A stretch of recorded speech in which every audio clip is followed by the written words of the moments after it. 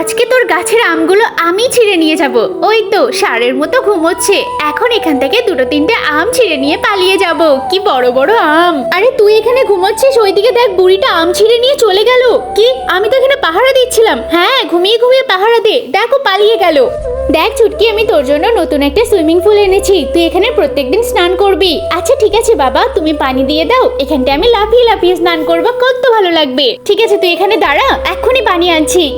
কত মজা হচ্ছে, আমি এই পানিতে স্নান করব প্রত্যেকদিন। ঠিক আছে, বেশি করিস না, নয়তো বা ঠান্ডা লেগে যাবে। আরে ওরা এখনো আমার পিছু করছে, তাড়াতাড়ি পালাই। আরে ধরো ধরো, বুড়িটা ওইদিকেই গেল। এখন যদি আমগুলো ধরে ফেলে, এখানটায় বরং রেখে দিই, পরে সময় মতো নিয়ে চলে যাব। বুড়িটা গেল কোথায়? এই আর কত স্নান করবি, বললাম না তাড়াতাড়ি উঠে পড়তে। ভাই, এদিকে কোনো বুড়ো মানুষকে যেতে দেখেছো? এইদিকে তো একটা রাস্তা আছে, তুমি চাইলে দেখতে পারো। চলো তো আমরা ওইদিকে গিয়ে দেখি। আরে ওরা ওইদিকে চলে গেছে, এই সুযোগে এখন আম দুটো নিয়ে চলে যাব। আরে এই তো সেই দাদি, এই দাদিকেই তো খুঁজছে। আরে